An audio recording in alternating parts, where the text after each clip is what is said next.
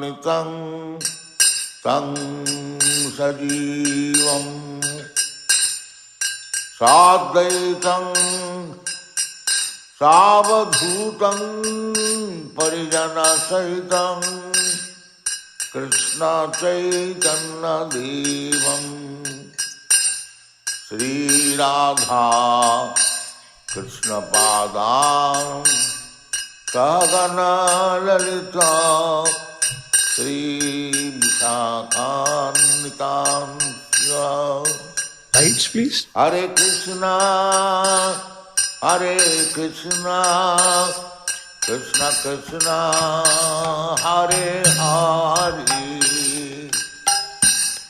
Hare Rama, Hare Rama, Rama Rama, Hare Hare, Hare Krishna, Hare Krishna, Krishna Krishna, Hare Hare, Hare Rama, Hare Rama, Rama Rama, Hare Hare. Hare Krishna, Hare Krishna, Krishna Krishna, Hare Hare, Hare Rama, Hare Rama, Rama Rama, Hare Hare. Hare Krishna, Hare Krishna, Krishna Krishna, Hare Hare, Hare Rama, Hare Rama, Rama Rama, Hare Hare. Hare Krishna. So we welcome everyone for today's discussion from Bhagavad Gita. Today we are going to start with chapter 15, titled as Yoga of the Supreme Person. Let me just take a look if our presentation is working. One quick second, please. And where is our, yeah, seems like presentation is working fine. Okay. Om Ajnanatimirandasya Jnananjana Shalakaya Chakshurun Miritam Yena Tasmai Shri Gurave Namaha Shri Chaitanya Manobhishtam Sapitam Yena Bhutale Swayam Rupa Kadamayam Dadati Swapadantikam Vandeham Shri Guru Shri Jutapadakammalam Shri Gurun Vaishnavamsya Shri Rupam Sagrajatam Sahagana Raghunathan Vitam Tam Sajivam Sadvaitam Savadhutam Parijana Sahitam Shri Krishna Chaitanya Devam Shri Radha Krishna Padan Sahagana Lalita Shri Vishakhanvitamsya Namaum Vishnu Padaya Krishna Prishtaya Bhutale Shrimate Bhakti Vedanta Swami Niti Namine Namaste Saraswate Deve Gauravani Pracharine Nirvishesha Shunyavadi Pashyata Deshatarine Namo Mahavadanyaya Krishna Prema Padayate Krishnaya Krishna Chaitanya Namane Gautase Namaha Vanchakalpatarubhyasya Kripa Sindhubhyevacha Patitanam Pavanebhyo Vaishnavebhyo Namo Namaha He Krishna Karuna Sindhu Dinabandhu Jagatpate Gopesha Gopika Kanta Radha Kanta Namostate Tapta Kanchana Gorangi Radhe Vrindavaneshwari Vishabhanu Sute Devi Pranamami Hari प्रिये जय श्री कृष्ण चैतन्य प्रभु नित्यानंद श्री अद्वैत गदाधर शिवासादि गौर भक्तवृंद हरे Krishna Krishna Krishna Hare Hare Hare Ram Ram Ram Hare Hare.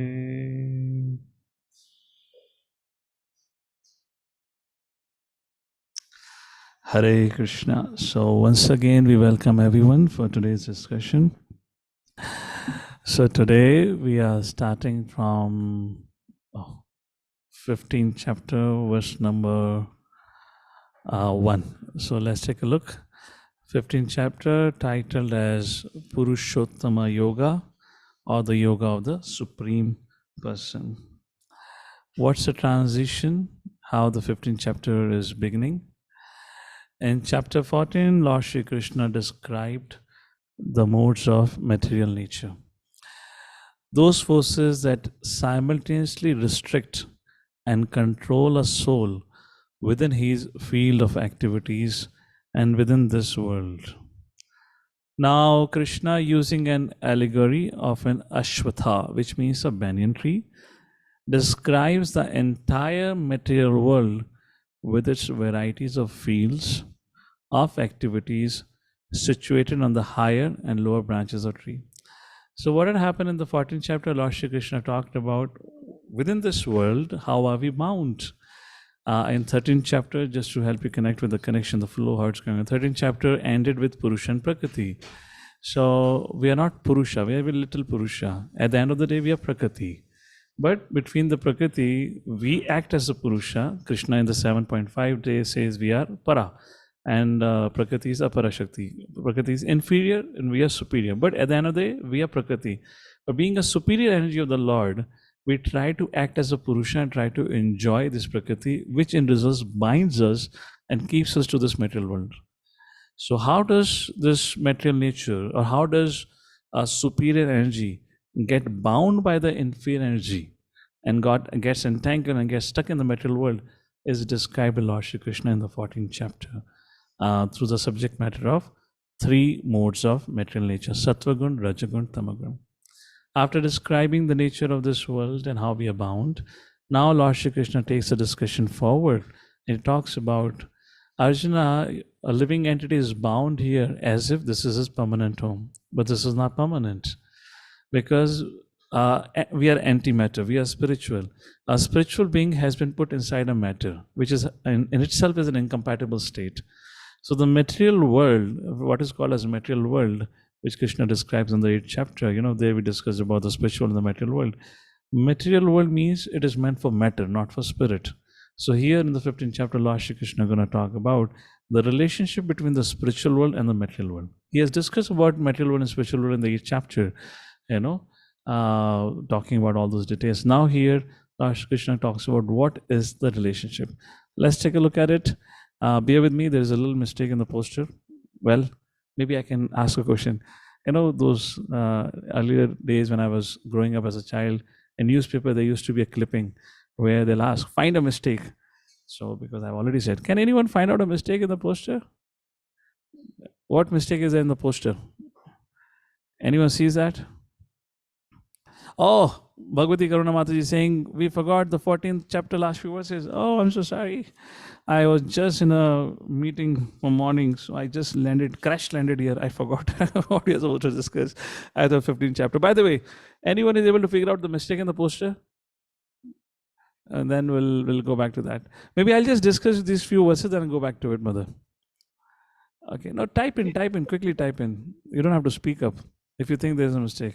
All right, yes. Chapter number is 15, but it is written 14, correct, you got it. That was not the intention of the poster, but I made a mistake, so I thought I'll check it out, what's going on. Okay, so Mother, I'll come back to those verses now because I kind of already started discussion. We'll take these few verses of 15th chapter, then we'll give you a quick recap of that. Okay? All right. So chapter number 15, like this. So we have already discussed about, how So how do we cannot have Krishna and Maya both together. Okay. So the point is, I guess I would need to go back to the 14th chapter, last few verses, because I'm making a connection there. So let's go back to 14th chapter, last few verses.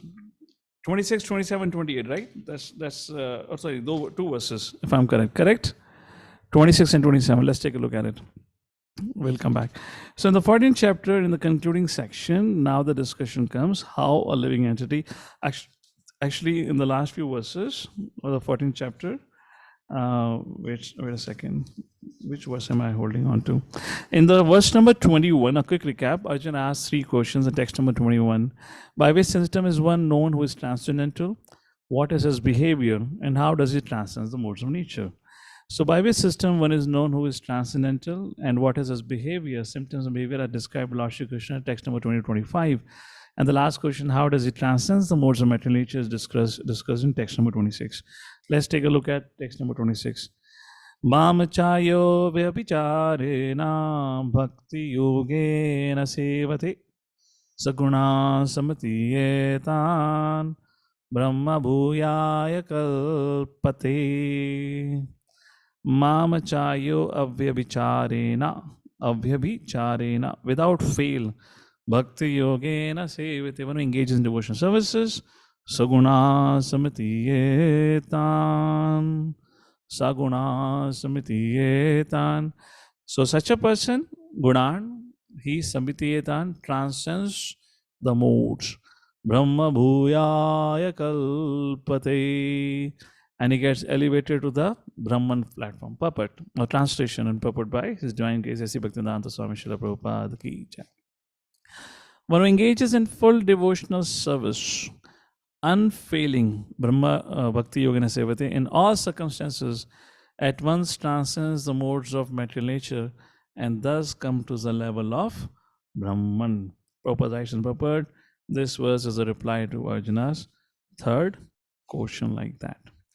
What does it mean when we engage in the devotional service transcends the modes of material nature? Anyone would like to explain this in their own word, maybe through some example? What do you mean by transcending the modes of material nature? Any quick reflections on it? What Krishna means here? Wait a second. If anyone is speaking, I can't really hear you. Speaker is here. Yes. Mother Kripa will say something so I know I can hear you. Hare Krishna, Prabhuji. Yeah, you're audible. Yes, Mother Kripa, what would you like to say on this regard, transcending the modes of material nature? So it's like the modes of material nature can get us into different problems and, many situations. Despite all this, when we continue to, do our devotional service without, feeling any impact of that I think in my understanding. Correct. That's the meaning of it. I'm saying, can you put that in through some examples so we understand, which is correct? For example, Prabhupada, when he was on his sea... okay, a case study. I'm looking more for an example. In 10th chapter, Krishna gives analogies of his opulences. Like that, I'm looking for some analogy which we can pick it up. Of course, it's not going to be so easy. In case if anyone have read or heard before, can only say it will be difficult. All right, I don't see any other hand up. So all of us would have traveled by flight once in a while or one upon a time in our life. How many of you had that experience when it's raining very heavily, it's thundering, but you are above the thundering clouds? How many of you had that experience? Raise your hand, please. Have you seen that? Now, in case if your plane has gone through those clouds and then finally it has come above the clouds, that is what means transcending the modes. All the disturbance, all the nuisance is happening below the cloud. The moment you go over the cloud, that is called as Brahman realization. Om Shanti Shanti. How many have had that experience? It looks so peaceful. Yes or no? Yes, That's what it is. That's what Brahman realization. I remember for the first time when I saw this, I thought, I was very young boy. I told my father, looks like we left planet Earth. I can't see planet Earth only because you get covered over by, underneath you see a whole ocean of clouds. It looks like you're cruising above the ocean like this. Like, oh, Father, Earth is missing. Looks like we left somewhere. The father said, no. Earth is very much there. It's hidden beneath the cloud. That's the point of Brahma Bhuyaye Kalpate. All right. Text number 27. Brahmano hi pratishtaham amratasya vayasya cha shashvatasya cha dharmasya sukha saikantikasya cha. Brahmano hi pratishta aham.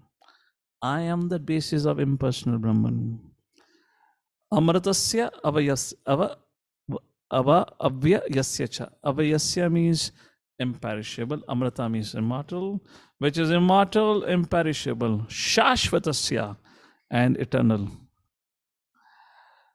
Cha dharmasya. Dharmasya means constitution position. This is actually what's our nature.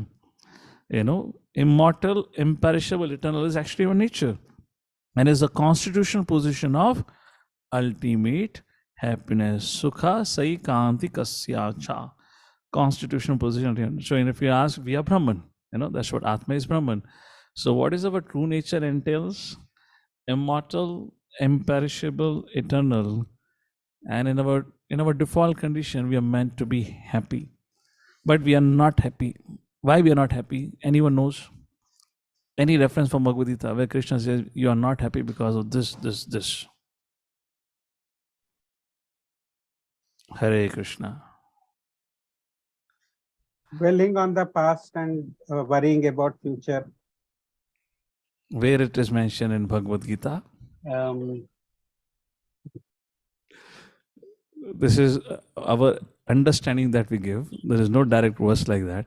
15th chapter, verse number 7. Mama evamso jivaloka jivabhuta sanatana manaha shashrani indriyani prakritisani karshati.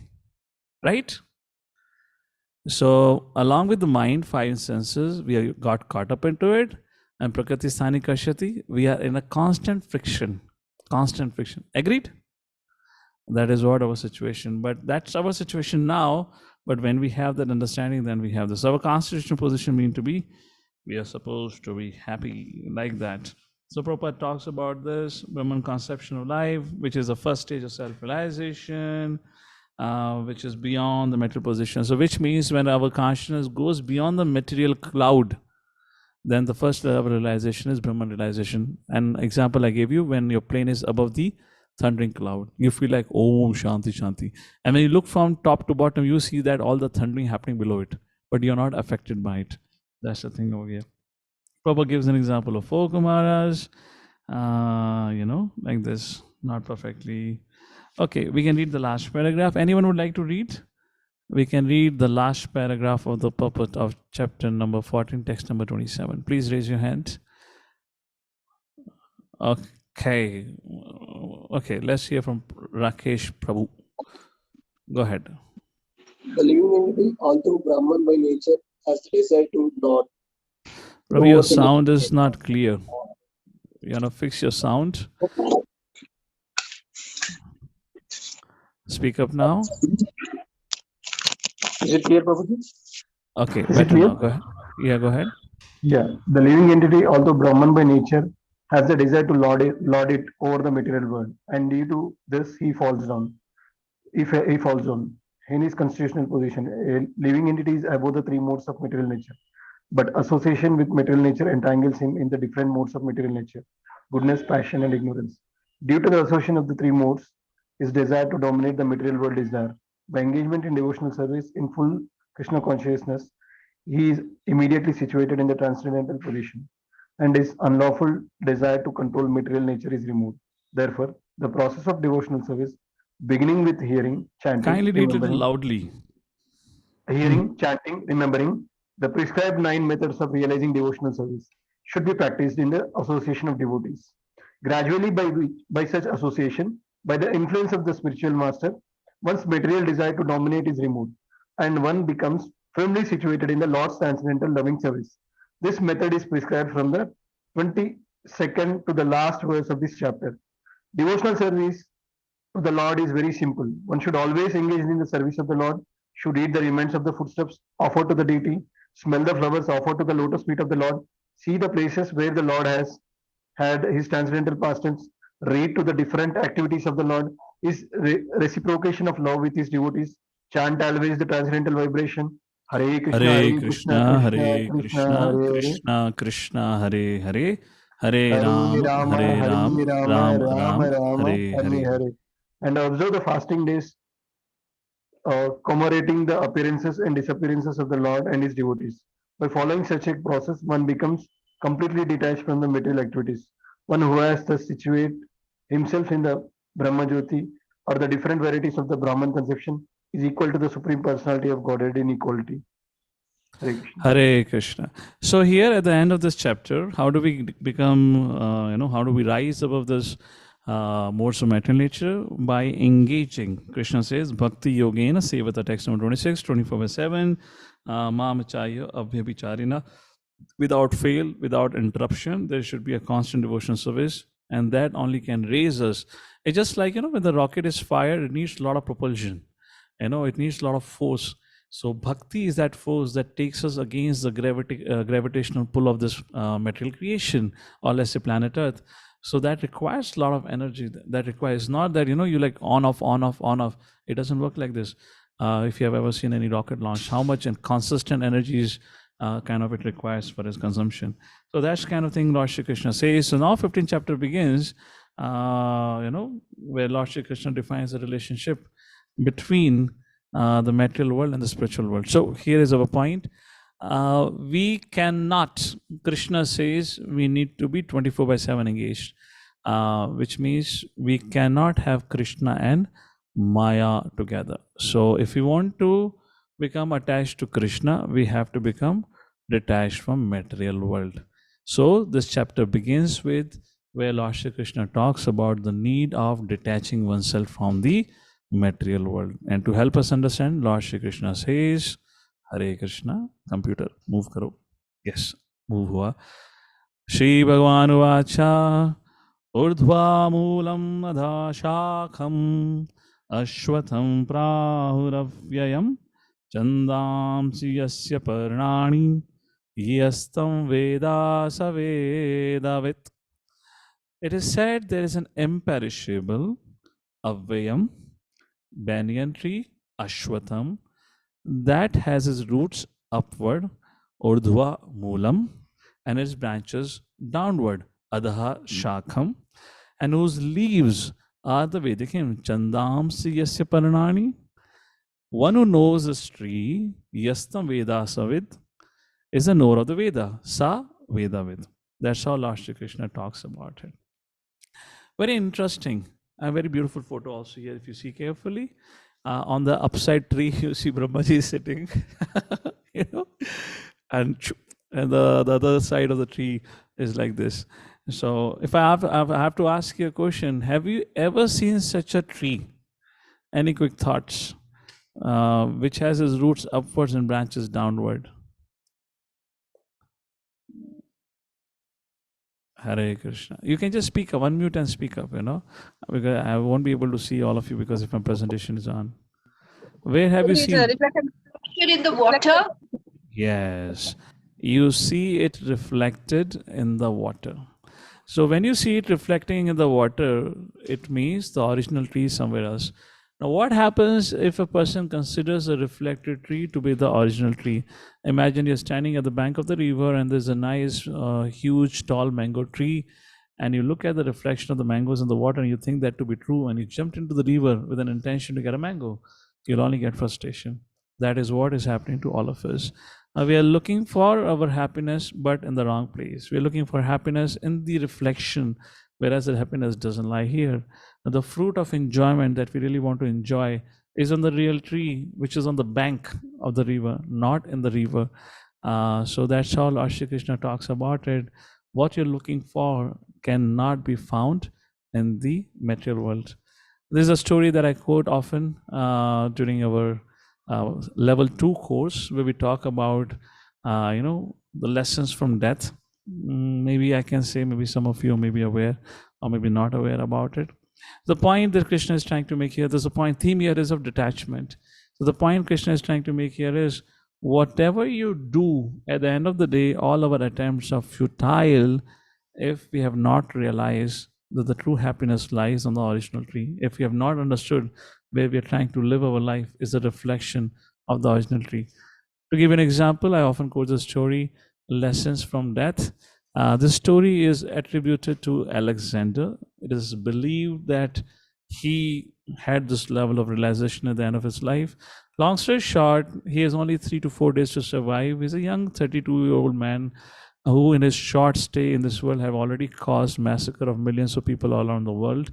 He started his the war cry at the age of 16. For the next 16 years, he went around the world like that. Anyways, so he at a very young age is about to die. He called his minister. He said, I have 3 wishes that I want you to fulfill. The minister says, yes, what do you want me to fulfill? Please tell me, master, I'll fulfill all your wishes. He said, I want my coffin to be carried by the physicians who are treating me. The minister said, oh, okay, I don't know, maybe looks like my master have got more faith on the physician than us. He didn't understand. He said, okay, so be it. What's your second wish? Alexander said, I want that my coffin when my coffin is being carried to the grave, the path leading to the graveyard should be strewn with gold, silver, and precious stones, which I have collected in my treasury by looting from others. Minister said, oh, the path should be decorated with all the gold ornaments that you have collected. All right, so be it, from all the wealth. And he said, my third and the last wish is, when I'm carried in my coffin, both my hands should be dangling outside the coffin. And the minister said, okay, I'll do it. What do you mean, my dear master? And then the king said, I want to draw out some lessons for others to learn, which I learned pretty late in my life. And the first lesson is that I wanted physicians to carry my coffin, that nobody could save you at the end of life, not even your best of the doctors. I want my coffin, I want the pathway leading to my graveyard to be decorated or filled with all the wealth, just to prove a point. Whatever you acquire in this world remains behind. You cannot carry enough of it. And I want my hands dangling out of coffin just to make a point. I came empty-handed.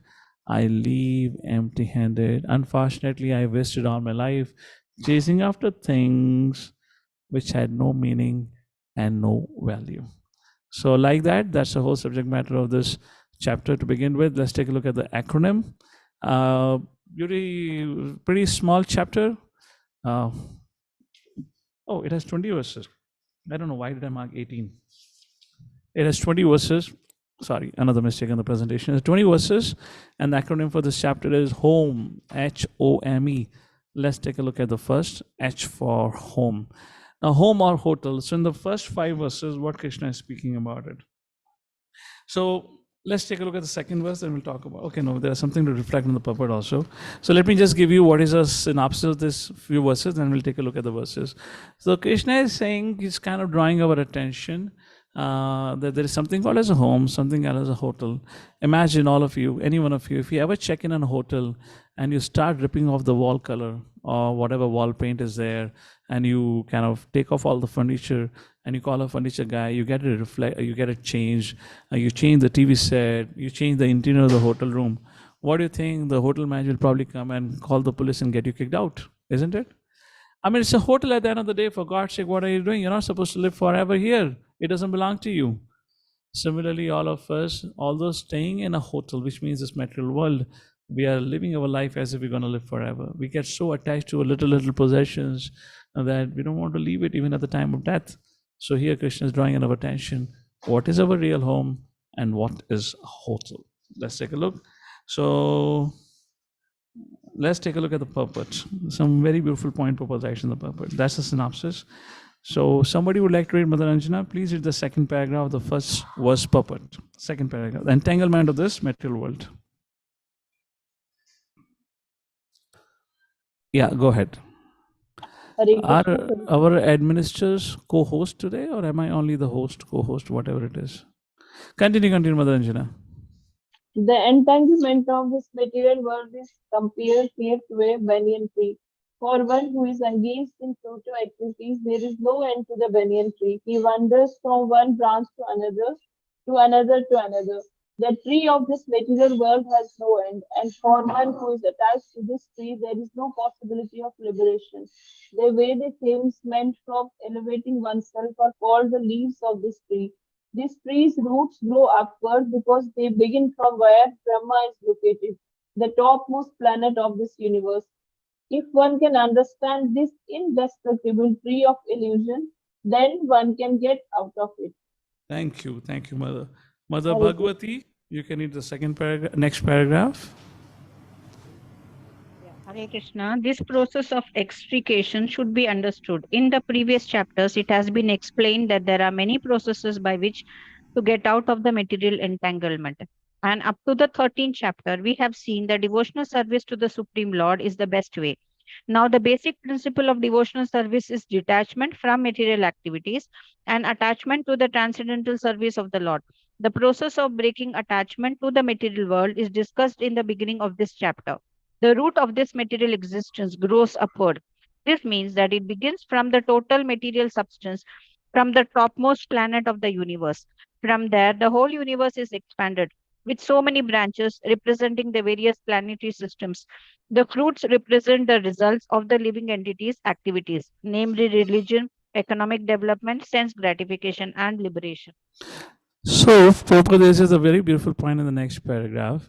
So, we are talking about a reflected tree. So, you see a reflection of a tree in a water, right? Any quick guess where would this tree would be reflected on? What is the medium on which it is reflected? Very beautiful point Prabhupada makes. Any quick thought that come to you? Bank of river. Bank of river. Which river? Viraja river?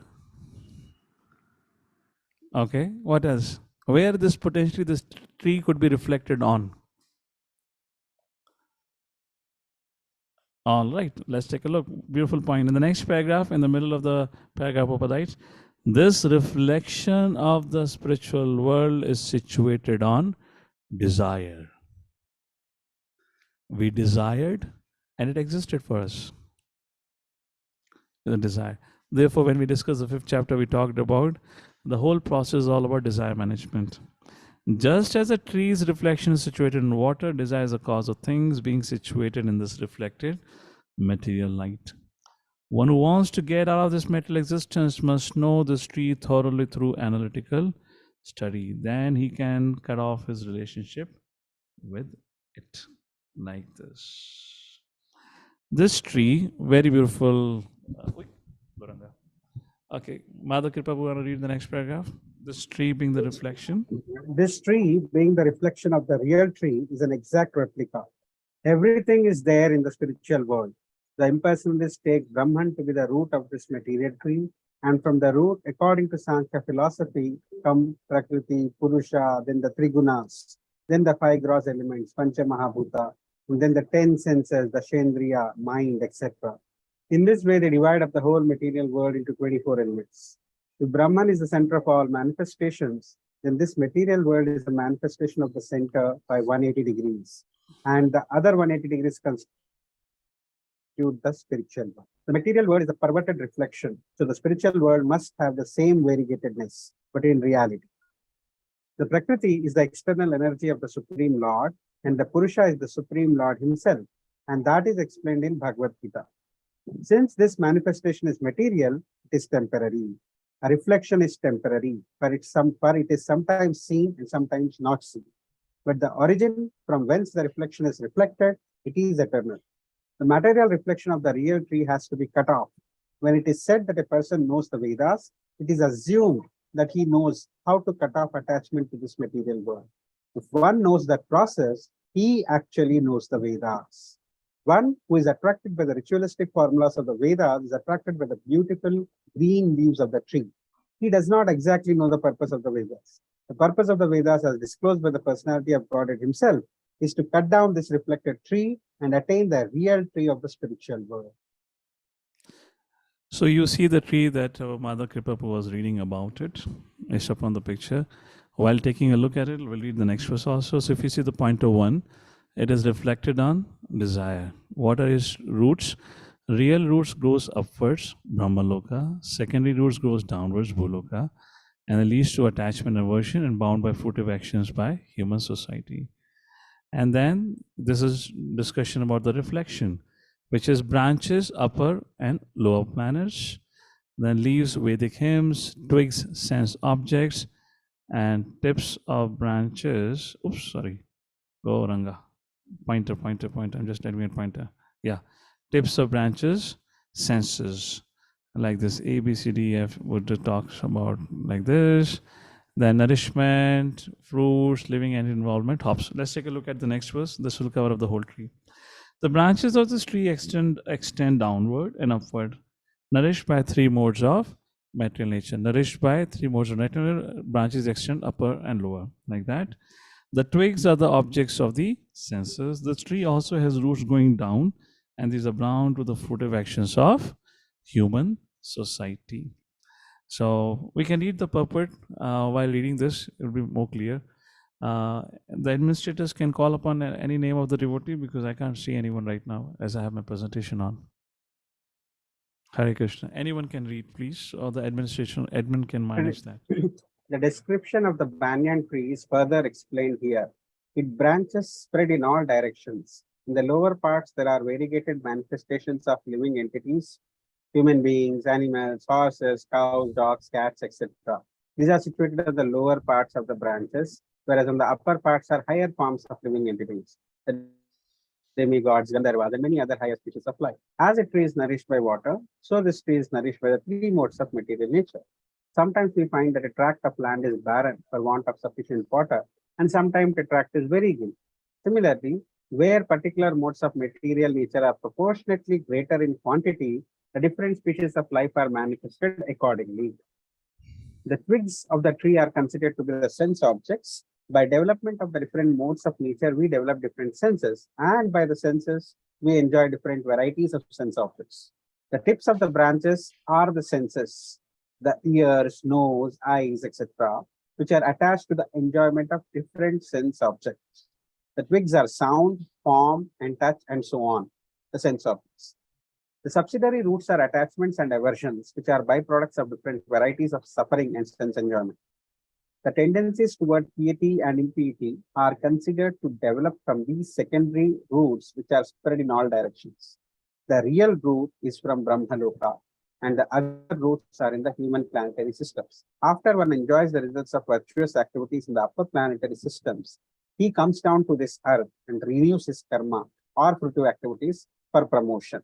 This planet of human beings is considered the field of activities. Hare Krishna. This planet of human beings consider the field of activity, that is Earth. Karma acts only on the earthly system. So now after having this discussion, so the obvious question arises now, how do I cut down this tree? And Lord Shri Krishna speaks about it in text number 3 and 4. Reading the translation, text number 3 and 4. The real form of this tree cannot be perceived in this world. No one can understand where it ends, where it begins, or where its foundation is. But with determination, one must cut down the strongly rooted tree. Okay, cut down, but how? With the weapon of detachment. Asanga shastrena dridena chitva. So, with the weapon of detachment. Therefore, thereafter, one must seek that place from which, having gone, one never returns. Tataha padam tat parimartigatavyam. Yasmin gatana nirvatanti bhuya. Jahan jaane ke baad वापस कभी आना ना पड़े. One never returns. Tameva chadyam purusham prapadde, and there he surrenders to the Supreme Personality of Godhead. Yataha pravatti prashtra purani, and from whom everything began and from whom everything has extended since time immemorial. Beautiful, beautiful verses. So Prabhupada talks about it. How does it happen? In the purport he says, by searching in this way, one comes to Brahma. Finally, in this way, one reaches the Supreme Personality. First paragraph I'm reading in the middle, that is the end of research work. So Prabhupada says, one has to search out the origin of this tree through the association of persons who are in knowledge of that Supreme Personality Godhead. So how do you cut down this tree? We have to find people who knows Tattva Darshina, Tadviti Paripatena, Paripashnena Seva, Updeshanti Te Jnana, Jnanina, Tattva Darshina. We have to find the Tattva Darshini. Then by understanding, one becomes gradually detached from his false reflection of reality, and by knowledge, one can cut off the connection and actually become situated in the reality, which means when you're situated on the platform of knowledge, at that time the person surrenders. The next paragraph, very interesting. Somebody would like to read?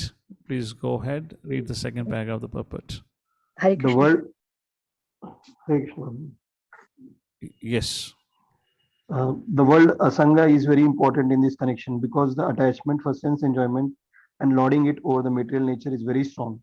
Therefore, one must learn detachment by discussion of spiritual science based on authoritative scriptures, and one must hear from persons who are actually in knowledge. As a result of such discussion in the association of devotees, one comes to the Supreme Personality of Godhead. Then the first thing one must do is surrender to Him.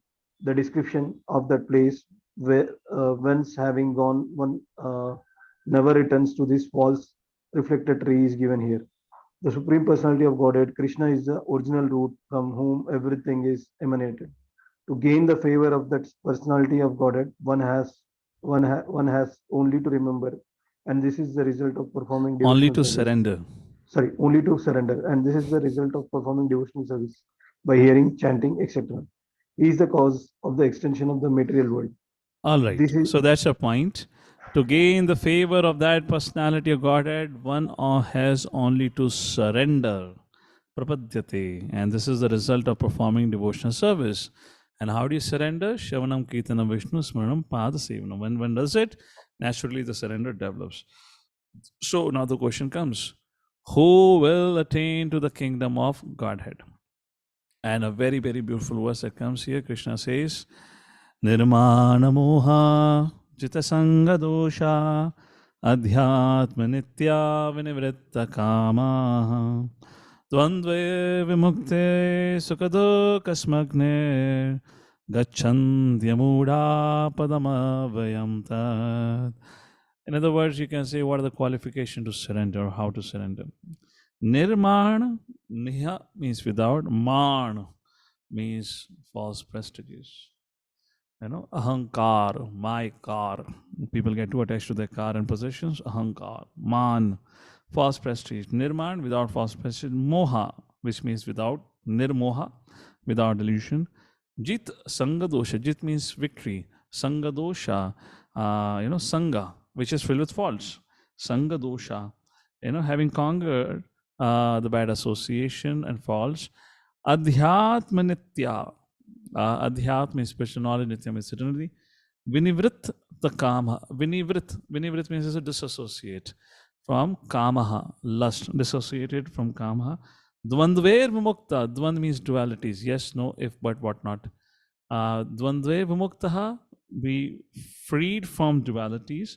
Sukha dukha smagne sukhe dukhe samay kritva labha labho jaya jao. Seeing both of them equally. Gachanti amudha. Such a person goes, amudha means intelligent. Padam avvayam tat. Padam means again the highest destination. Avvayam, which is imperishable, that means that destination. Those who are free from false prestige, illusion, false association, who understand adhyatmanitya, who are done with the material lust, who are freed from the dualities of happiness and distress, who are unbewildered and know how to surrender Supreme Personality of Godhead, attain to the eternal kingdom. So there are 8 qualities which are talked about here. So, purport. The surrendering process is described here very nicely. Prabhupada says the first qualification is that one should not be deluded by pride, nirman, moha. Nirman, precisely. Because the conditioned soul is puffed up, thinking himself the Lord, it is very difficult for him to surrender unto the Supreme Personality of Godhead. One should know by the cultivation of real knowledge that he is not Lord of material nature. The Supreme Personality of Godhead is the Lord. When one is free from delusion caused by pride, nirmoha, he can begin the process of surrender. For one who is always expecting some honor in this material world, it is not possible to surrender to the Supreme Person. Fantastic purpose. Pride. Why does people become proud? Nirmana moha. Krishna says that, free from illusion. Pride, the cause of pride is illusion. For although one comes here, stays for a brief time, and then goes away, he has a foolish notion that he is the Lord of the world. He thus makes all things complicated, and he's always in trouble. What a profound purport. What a profound nice. And such a person is always in trouble. Govinda. The whole world moves. Isn't it interesting? On the contrary, Sri Chaitanya Mahaprabhu said, see, when you make the life complicated, when you're always in trouble, you can't chant. This is not the trouble of like what our mother Kunti is praying Vipta Shantutaha Shashvat Tatra Tatra Jagadguru, like that. This is not the Vipta of that kind of a thing, but this is a trouble created because of our actions and behavior. If we are always in agitated, disturbed mind, we can never chant. Do you agree with that? Yes? On the contrary, what does Sri Chaitanya Mahaprabhu said? If you want to always chant, what you have to be? What does Sri Chaitanya Mahaprabhu says? If you want to always chant the holy names of the Lord, what's the verse about it? Anyone remembers? It's just the contrary of what we're discussing here. Rinarapi Sunichana. Chena. Is it Trinadapi Sunichana? It's the contrary, right? I'm just kind of making a relationship here. So Nirmana Jyoti, Prabhupada is writing a beautiful point.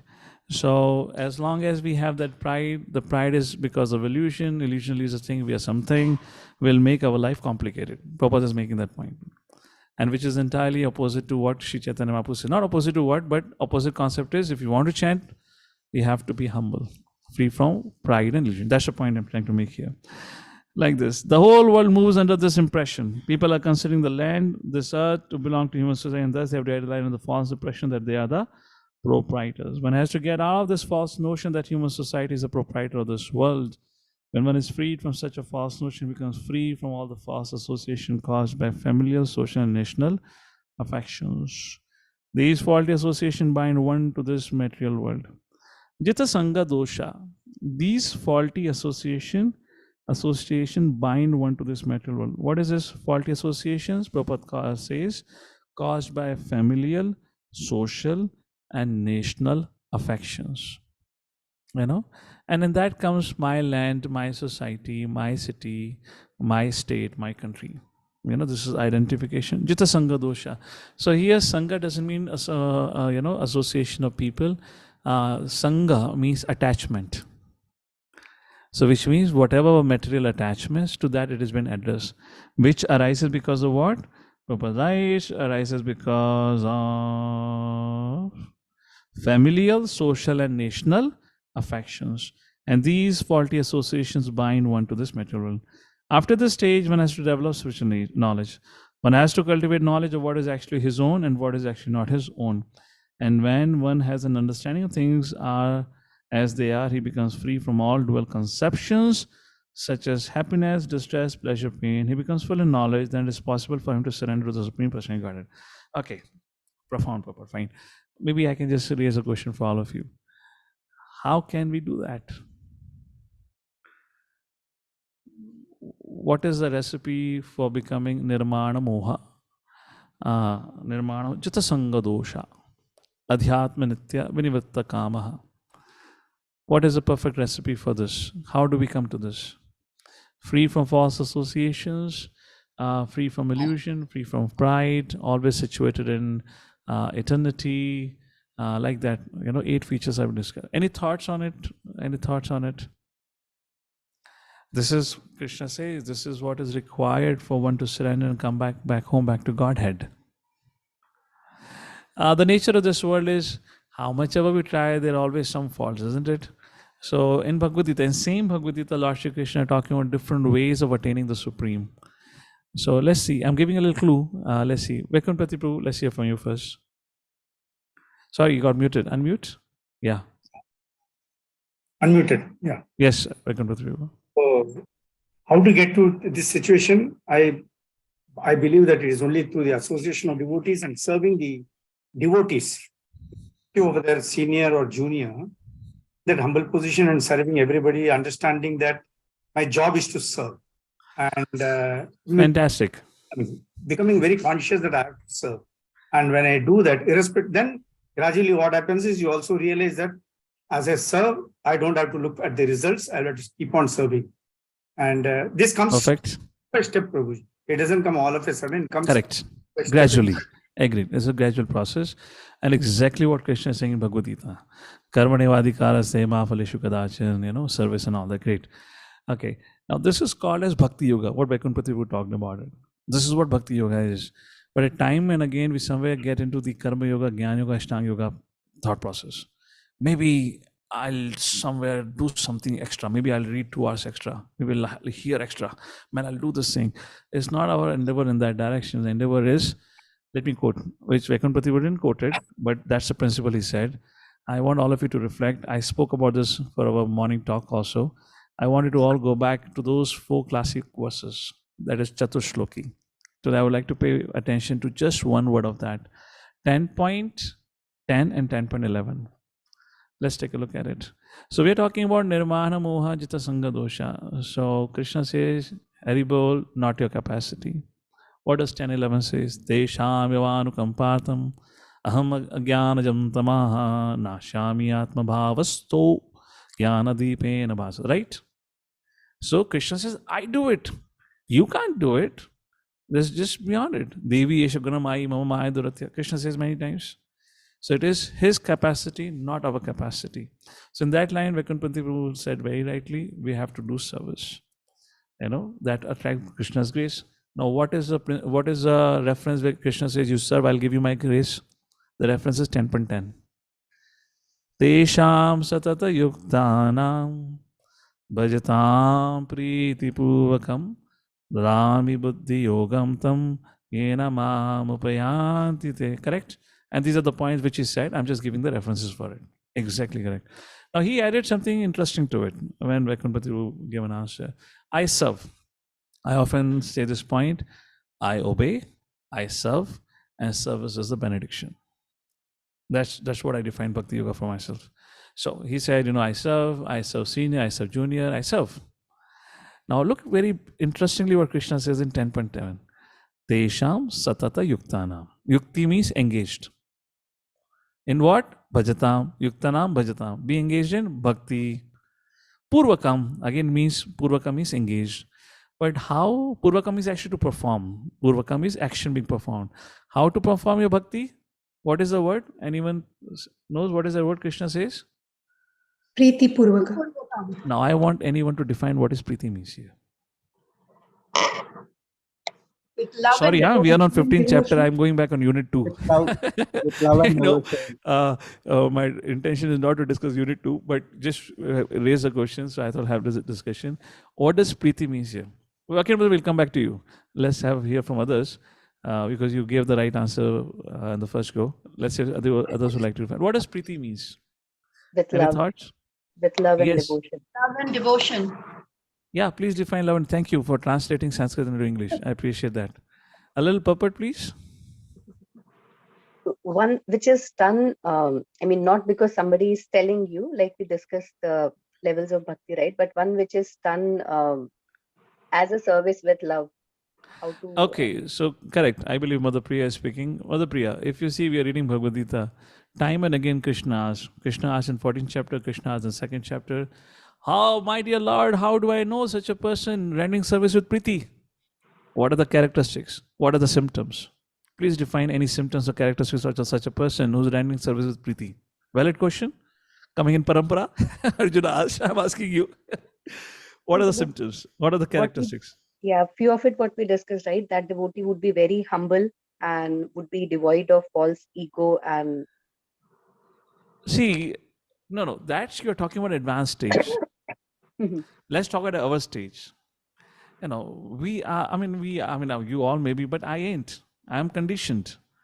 I can act at certain situation, maybe humble, but not at all times. It doesn't happen. So how would you? So to say somebody is humble 24/7, well, that's a very advanced stage. What other characteristics is possible? Is it making sense? We're talking about us. What it means Preeti Purvakam. How can we engage in Preeti Purvakam? By surrendering onto spiritual master and following his instructions. You have to give a purport to what you surrender to spiritual master. This is a perfect statement coming out of Prabhupada's book. Surrender to spiritual master. Please give the purport. I think obey Following your his instructions. Instructions.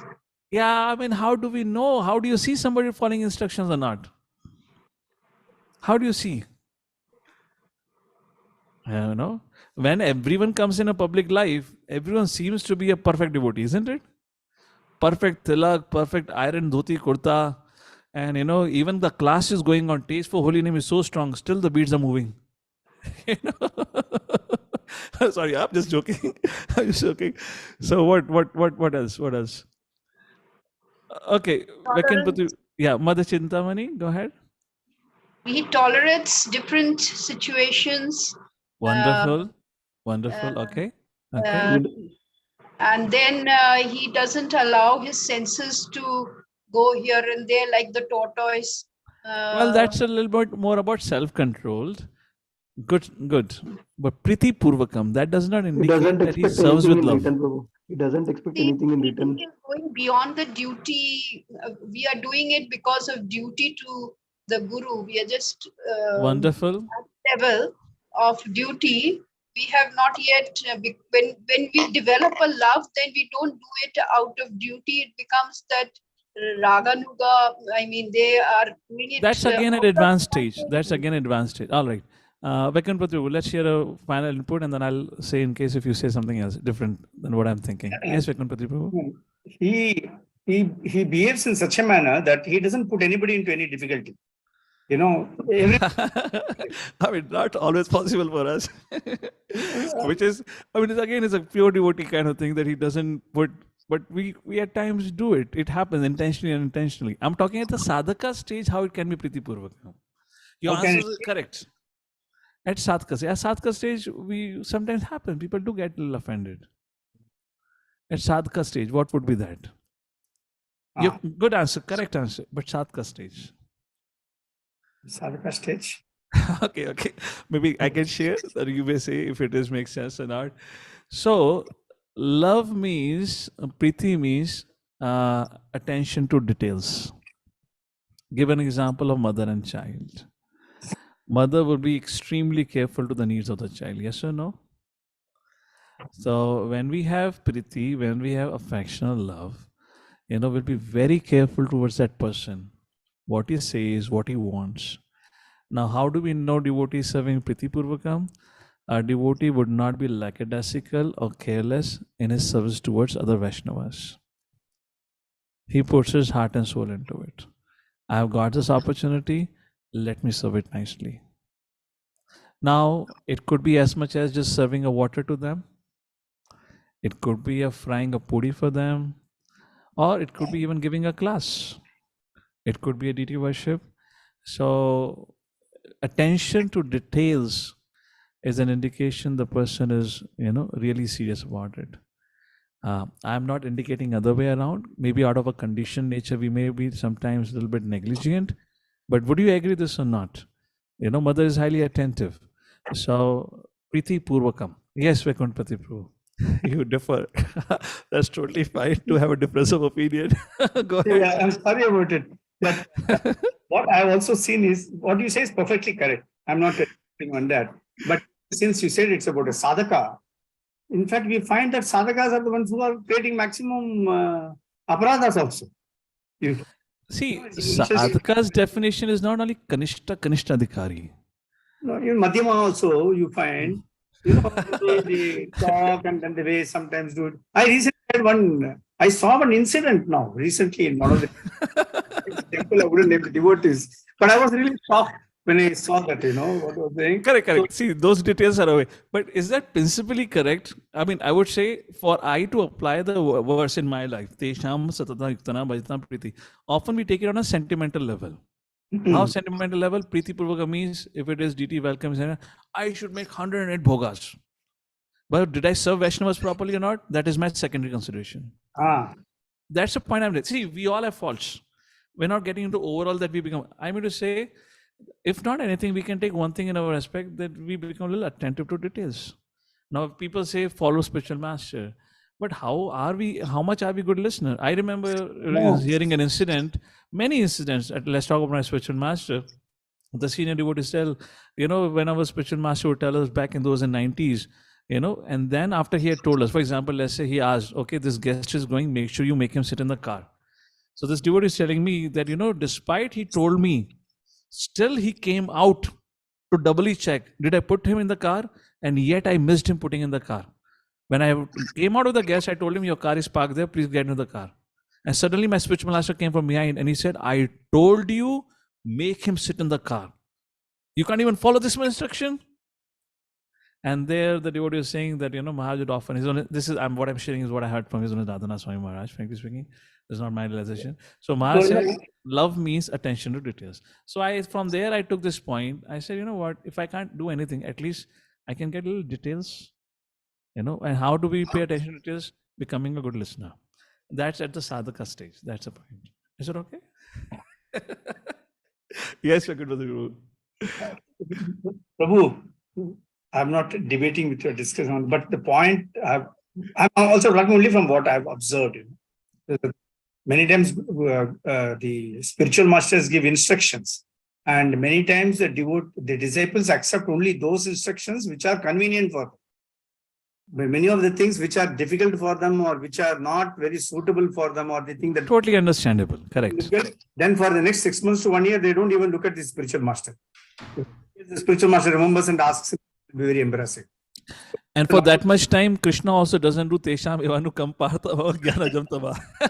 That you have to accept. So since you said at sadhaka stage, these problems are also there. Yeah. I mean, problems gonna be there. I'm saying because Krishna says we have to be engaged lovingly. Yeah. How can I engage lovingly? That was the point I was raising. Problems, hurdles gonna be there. I have my anarthas, that's gonna come back again and again. But how do I engage? Do I engage sentimentally, considering something? Or do I? So that's the point I was making. Not that what is right or wrong. Is that okay? So that's the point in the text number 5 that we spoke about. Now text number 6 comes, nature of Padam. So why don't we take a break for 5 minutes, because I would have to close our discussion today at 2 o'clock. So we can give a 5-minute break now, because I'm a little stretched. I have to run for another meeting and then an evening festival. So it's around 1:07. We take a 5-minute break. We come back at 1:12, and we'll take another 45 minutes of discussion for today. Sorry for that. I'll have to end half an hour early. Jagadguru Srila Prabhupada ki jai. Hare Krishna. Come back after 5 minutes.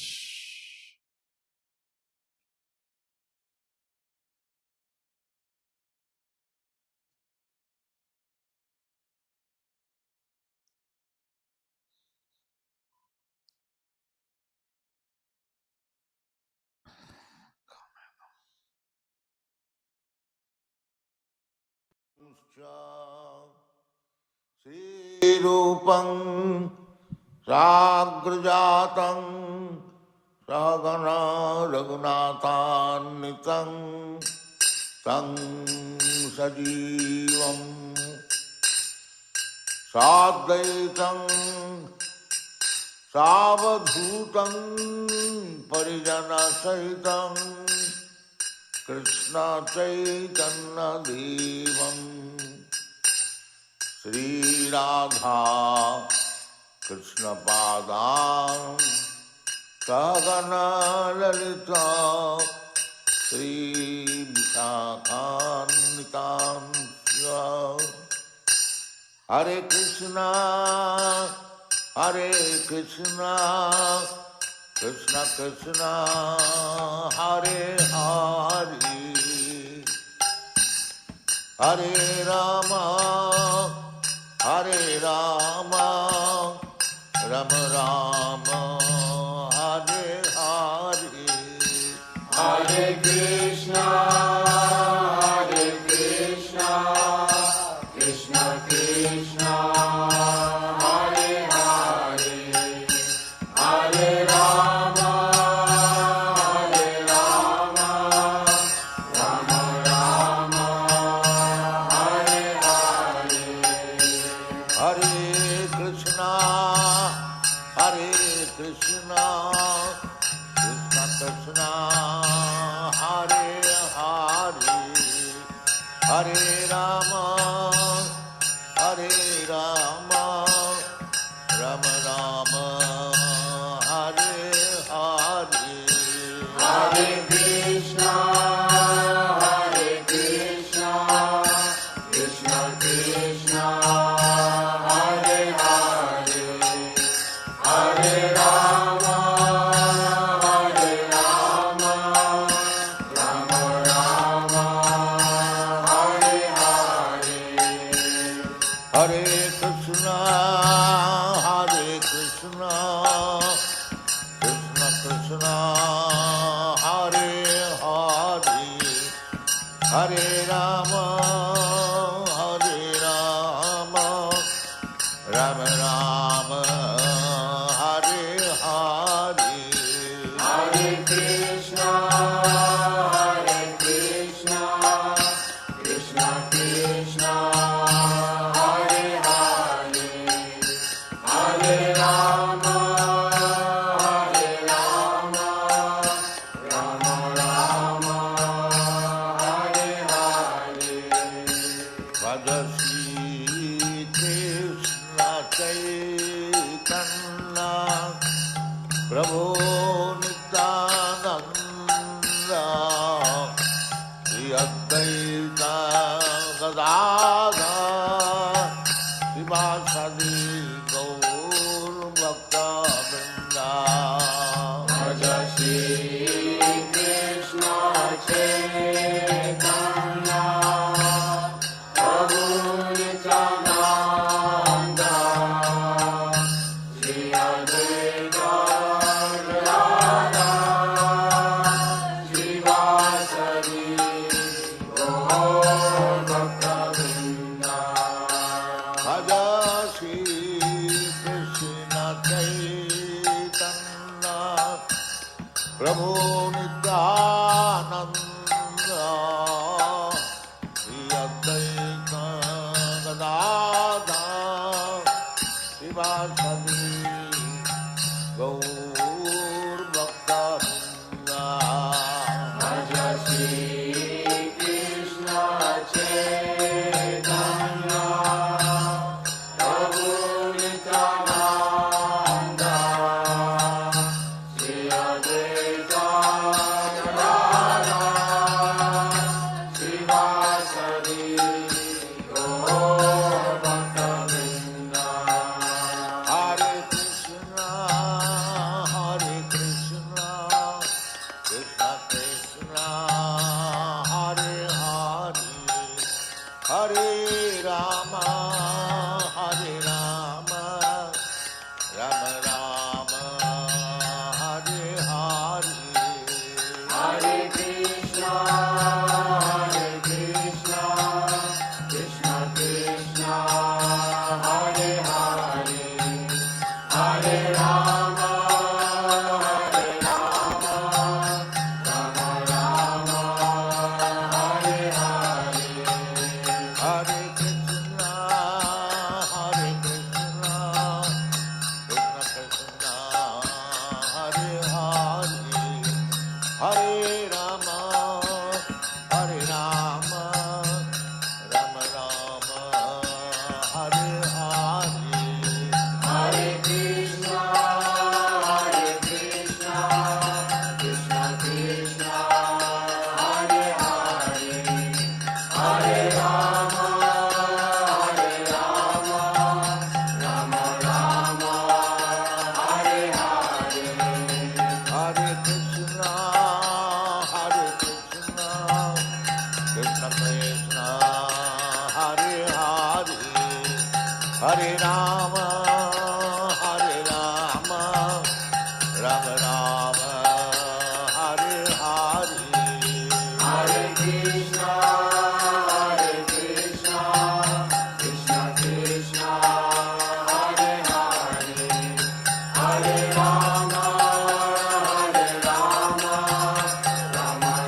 Hare Hare, Hare Rama, Rama Rama, Hare Hare. Hare Krishna, Krishna Krishna, Hare Hare, Hare Rama, Rama Rama, Hare.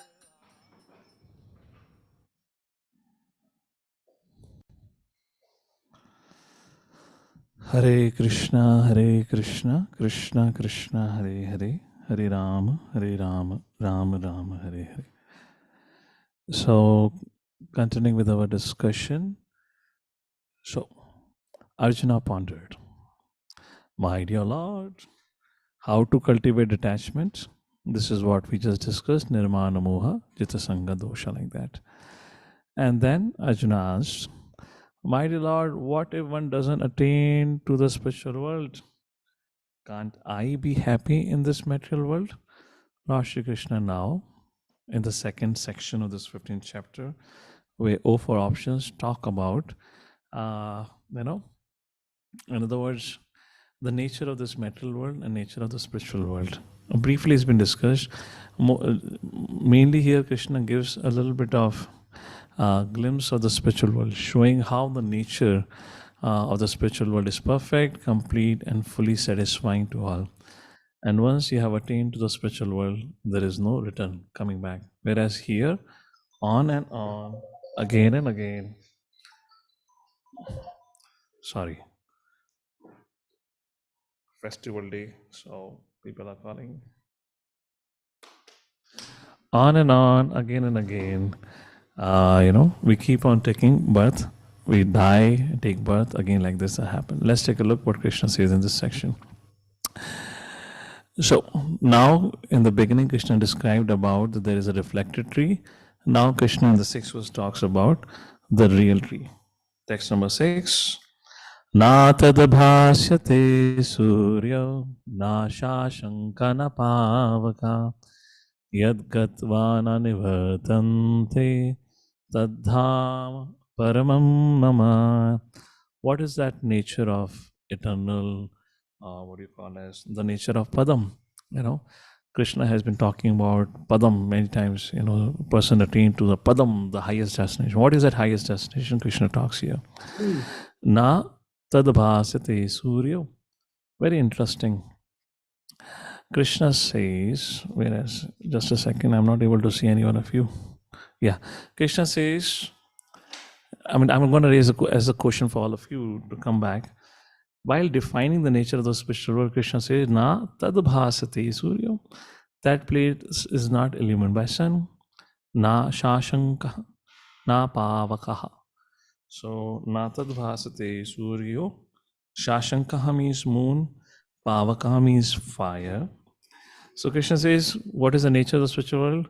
There is no sun, there is no moon, there is no fire. Need, in other words. Yadgatvana nivartante. And when one attains to that, na nivartante, he never comes back. Tad dham paramam mama. And that abode is the supremost abode, and it's my abode. Any thoughts on this verse? While defining the nature of Padam, like Brahmaji described, Chantamani prakara satpa shukalpa vriksha lakshavratishu surabhi abhipalayantam Lakshmi sahasta shata sambhrama sevyamanam Govindamadi purusham tamaham bhajami.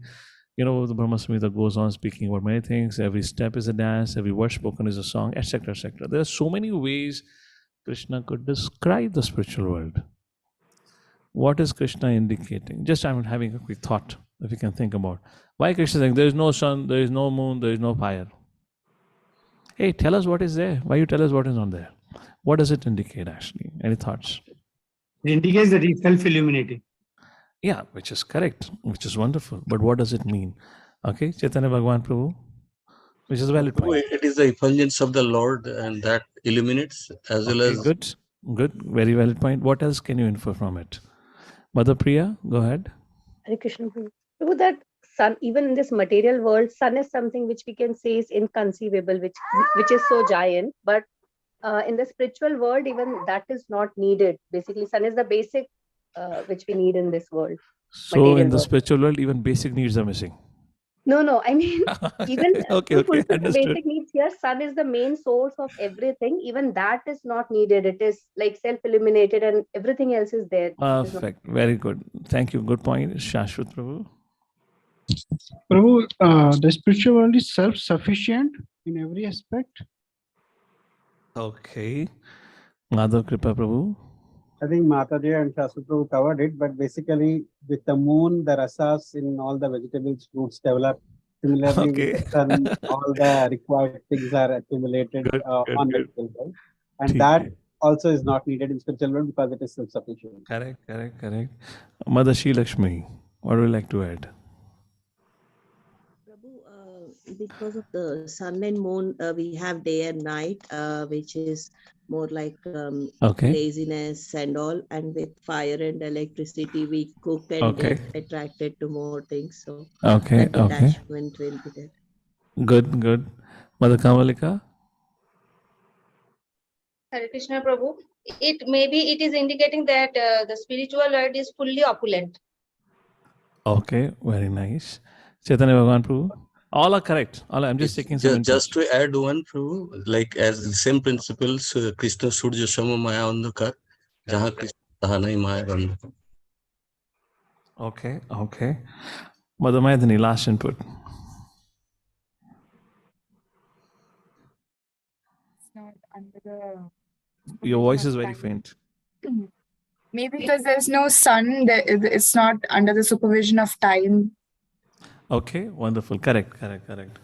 Vedic aphorism is that asatoma satgamaya tam soma jyotirgamaya. So the sun is a representation of light. Light means knowledge.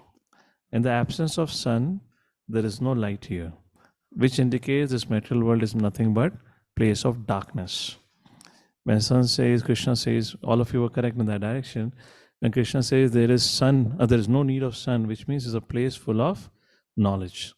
That is, the whole discussion began with the real tree and reflected tree. In that context, it is self-sustaining. As many of you say self-illumined and all that, it's a place of such chit ananda, full of knowledge. There is no concept of darkness. There's no concept of ignorance. So like that, Krishna is making, and Prabhupada writes in the purport, if you see in the third paragraph, one should be captivated by this information. He should desire to transfer himself to that eternal world and extricate himself from this false reflection reality. As soon as the sun sets, it's all dark. It's only the sun which is actually creating some hope. So this is a hopeless place. If you see in the second paragraph, as long as living entity is in this dark material world, he is in conditional life. But as soon as he reaches the spiritual sky, by cutting through the false perverted tree of this material, he becomes liberated. Like that is being mentioned here. Great. So now text number 7, while describing about the nature of the spiritual world, is self-illumined, self-sustaining, is full of eternity, knowledge, bliss, everything. Now text number 7, Krishna talks about his relationship. Let me just go back if my PPT is working. Yes. Krishna says, I am your father, Arjuna. Mamaivam sajiva loke jiva bhuta sanatana manashashtani indriyani prakati sthani kashati. Mamai Vamsha Jiva Loke. Translation: living entities in this conditioned world are my eternal fragmental parts. Due to conditioned life, they are struggling very hard with the 6 senses, which include the mind. So Acharya is right here that this verse establishes the individuality like that. So purport. In this verse, the identity of the living entity is clearly given. The living entity is a fragmental part and parcel of the Supreme Lord. If something is an amsha, how can it be the whole? That's the point being raised. If I'm an amsha, then how can I claim to be the whole, the absolute truth? That's been established here. It is not that he assumes individuality in his conditioned life and is in a liberated state becomes one with the Supreme. He is eternally fragmented. These are like some of the verses which are highly debated from the perspective of oneness, that how we are one or different. So Prabhupada's purport largely focuses on the concept of individuality like that. So manaha shashtani indriyani. So the 5 senses grouped around mind makes the 6 senses. Prakriti sthani karshati. And with these 6 senses within this material world, he is struggling very, very hard. That's the point Prabhupada mentions like that. Mamai Vamshaha, last paragraph. Again, most of the purport is focused on this concept of individuality. We can read it. You can take your time to read it like that. Prabhupada talks about it, why we kind of forgot about it, because we misuse our free will. That's the reason we fell in the material world, etc. So here, interesting conversation, Vishnu Chakra Thakur writes. Arjuna may say, oh, Krishna says, Arjuna, why do you struggle so hard? Arjuna says, no, I don't. Krishna says, but you are. And how? Manashishtani, how Krishna says you are struggling. Now, His Holiness Badrinath Swami Maharaj makes a point. He said, when a devotee first met me, devotee said, oh, life in the material world is so horrible, so much struggle, etc., etc. Badrinath Prabhu came from a rich family and he was a college-going boy. He said, what? This life is so wonderful. You fellows don't know how to enjoy life. And it was happened to be a Friday evening. Friday evening in America has some special significance. He said, come to my home. I'll get you the experience of what is this happiness. And later on, Prabhu started reading, Maharaj started reading Bhagavad Gita and became devotee, joined ashram, etc. And he understood that yes, actually there's a lot of struggle here. Krishna is saying, whatever you do, you're always struggling. Anything, any reflections? I'm asking, of course, those who have been practicing for long, you'll have that. There's some simple examples. But any thoughts onto this? Why Krishna? Manashashan in the Prakriti. Whatever you do, there's always friction. What is the nature of happiness? I believe we discussed about it in 5th chapter. What is the nature of happiness? Any thoughts on it? Whatever you do, you're always struggling. Okay, we'll have an answer from our youth, Mother Madhini. Yes. Usually they say. Kara, a little louder. Hare Krishna Prabhu, am I audible? Loud and clear. So usually the saying goes, no pain, no gain. So any gain that you have to achieve, there has to be pain. And also you had mentioned that for actually enjoying any sort of happiness, only if you struggle a little, you can actually be able to enjoy that happiness. That's the point. Correct. Our any experience of happiness is just a relief from that pain. A temporary relief. An example is of a water. If somebody does not have a thirst, you give a glass of water, maybe a Himalayan 200 liter rupees water. Still he'll not be happy. But if in case somebody has gone on out on a hot sunny day, comes back, and if he or she is thirsty, you give him a glass of water, maybe from your local tap water, he or she would be so gladdened. So our experience of joy is nothing but dissipation of suffering. But the nature of this world, again suffering comes. That's how Krishna says, Manha Shashan Indriyani. So it's all the game of the mind, makes you keep feeling this, giving the experiences of happiness and enjoyment. That's the point Krishna raises here. Let's go back to the presentation. We have discussed this. I'll not spend too much time on it. Let's take a discussion forward. So experience of joy is only when there is longing for it. It means all happiness is preceded by a state of misery or longingness. Arjuna may say, oh, I'm enjoying my life and soon everything will be okay. Anyways, who has seen what will happen after death? Life means to enjoy to the fullest. Why to care for anyone and anything? Krishna says, wait a second, text number 8. Shariram yad avapnoti yachapi utkramati ishvaraha grahitvaitani samyati vayurgandhani vashayat. The living entity in this material world carries his different conceptions of life from one body to another as the air carries aroma. Thus he takes one kind of body and again quits it to take another. So Krishna is talking about reincarnation here. If you read in the middle of the purport, very beautiful purport actually. Maybe somebody can read the whole purport. Very beautiful purport. Anyone would like to read the purport, please? Mother Leela Nandini, your hand is up. Go ahead. Yeah, Hare Krishna Prabhuji. Here the living entity is described as Ishvara, the controller of his own body. If he likes, he can change his body to a higher grade, and if he likes, he can move to a lower class. Minute independence is there. The change his body undergoes depends upon him. At the time of death, the consciousness he has created will carry him on to the next type of body. If he has made his consciousness like that of a cat or dog, he is sure to change to a cat's body or a dog's body. And if he has fixed his consciousness on godly qualities, he will change into the form of a demigod. And if he is in Krishna consciousness, he will be transferred to Krishna Loka in the spiritual world and will associate with Krishna. It is a false claim that after the annihilation of this body, everything is finished. The individual soul is transmigrating from one body to another, and his present body and present activities are the background of his next body. One gets a different body according to karma, and he has to quit this body in due course. It is stated here that the subtle body, which carries the conception of the next body, develops another body in the next life. This process of transmigrating from one body to another and struggling while in the body is called karshati, or struggle for existence. Hare Krishna. Thank you. Hare Krishna. So what happens after death?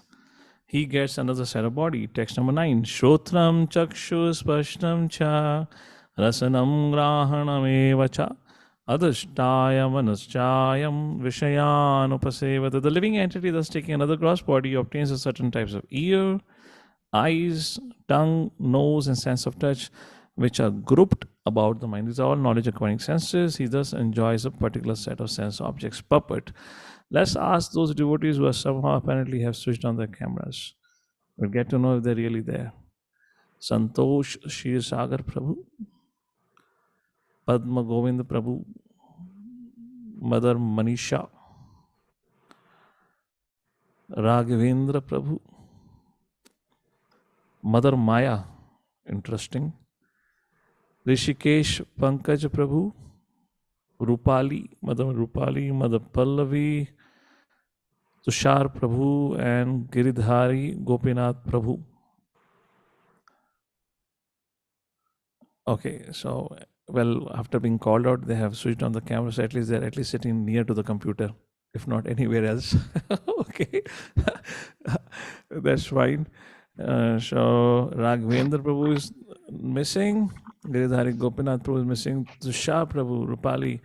So our admins, Mother Meera, Mother. Okay, Hare Krishna Prabhu. I'm Giridhari Gopinath. okay, you are around somewhere. So others have not responded. And I'm Prabhu, Mother Meera, you can make a note. Hare Krishna Prabhu. Oh, Rupali Hare is also there. Okay, you're there. So let's hear from you, Mother Rupali. Read the purport. We'll give the first opportunity for those who are invisible. I mean, I hope you can read it, right? Yeah, Prabhu. Text number Is 9. there text number 9? Prabhu, it's not shared. No, we are not sharing any purport so far. Okay, I was listening, but I thought it is shared. So, yeah, Prabhu. Prabhu, can I read the next purport, Prabhu? 9th verse. Okay, you want to read the next one? Giridhari Gopinath Prabhu. I mean, are you guys are working or doing service? I don't know what. But that's No, how. Hare Krishna, I'm Giridhari Prabhu. I'm always Saturdays a working day, Prabhu. Okay. I'm in All right. marketing for the year. Outside. ठीक है. Mother Manisha, you just logged in. Like you just switched on your cameras. Go ahead and read out. Prabhuji, it's 9th verse, no? Yes. Welcome to the class. Maybe I was listening in jam. Sorry for that. Please read the purports. Just a sec, Prabhuji. I'm just speaking out the verse. Chapter 15.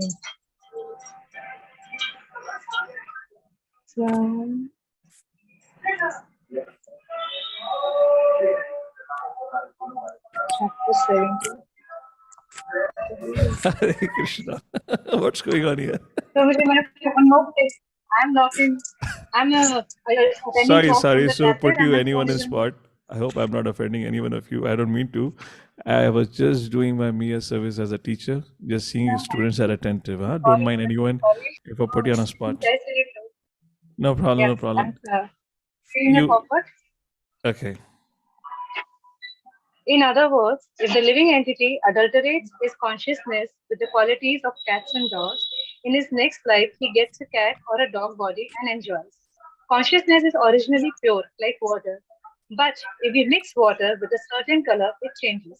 Similarly, consciousness is pure, for the spirit soul is pure. But consciousness is changed according to the association of the material quality. Real consciousness is Krishna consciousness. When, therefore, one is situated in the Krishna consciousness, he is in his pure life. But if his consciousness is adulterated by some type of material mentality, in the next life, he gets a corresponding body. He does not necessarily get a human body again. He can get the body of a cat, dog, hog, demigod, or one of the many other forms, for there are 84 lakh species. So Arjuna says, "My dear Lord, if there is so much change is happening, why it is not visible to me?" Is a valid question. And Krishna gives a very profound answer. Text number 10. Utkramantam sitam vapi bhunjanam va gunanvitam vimudhananupashyanti Pashyanti jnana chakshusha.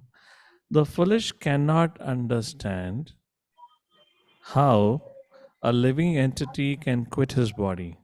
Nor can they understand what sort of body he enjoys under the spell of the modes of nature. But one whose eyes are trained in knowledge can see all this.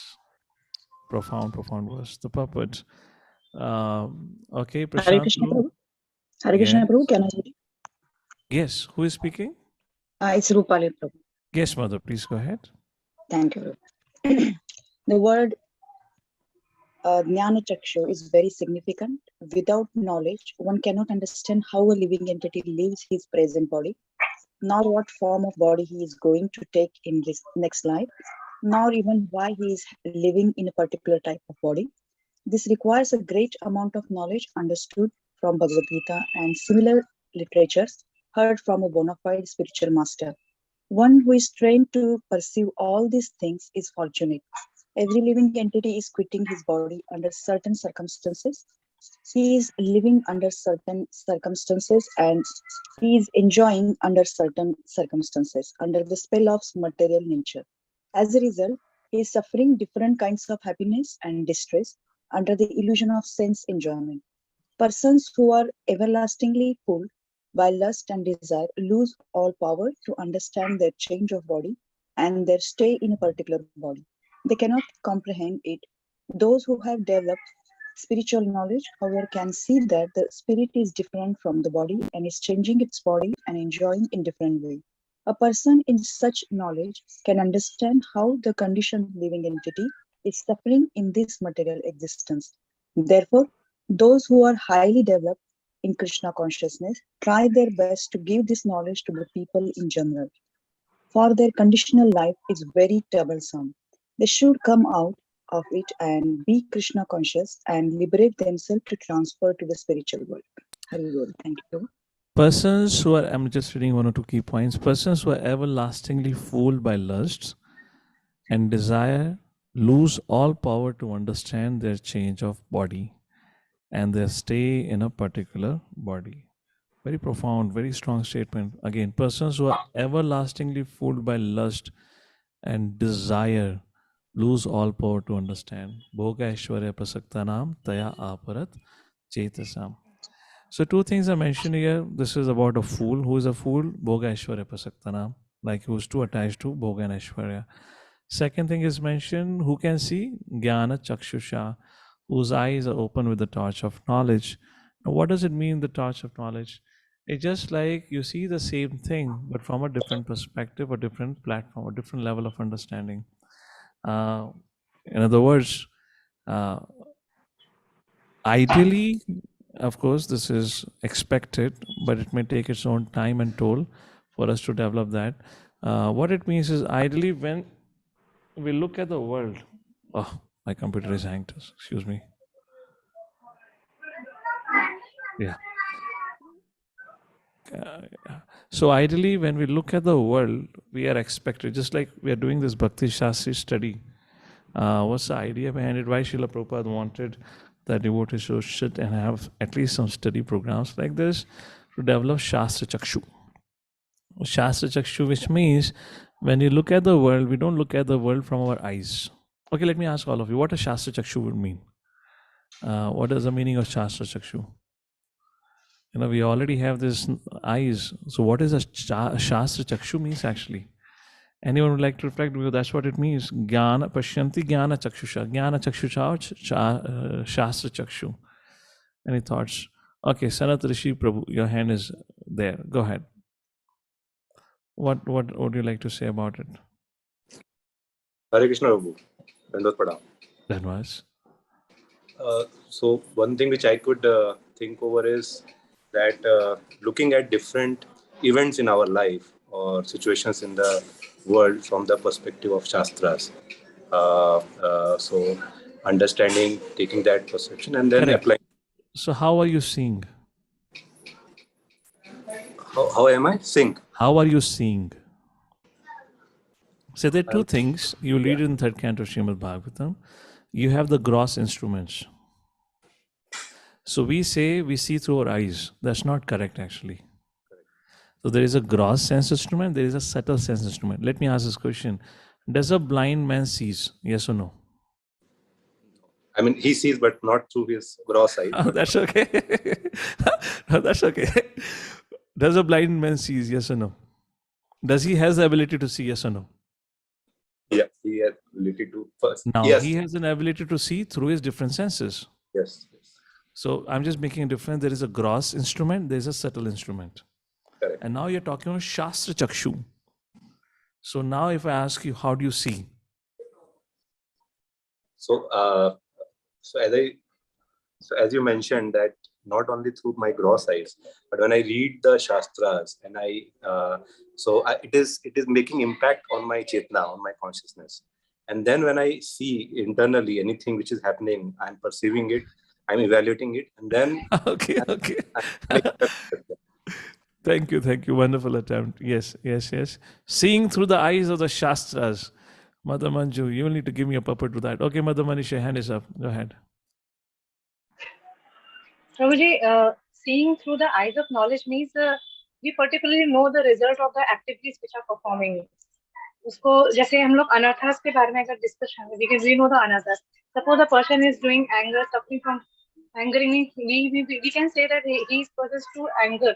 मतलब उसको बहुत गुस्सा आता है. But we know the reason that these kinds of anathas.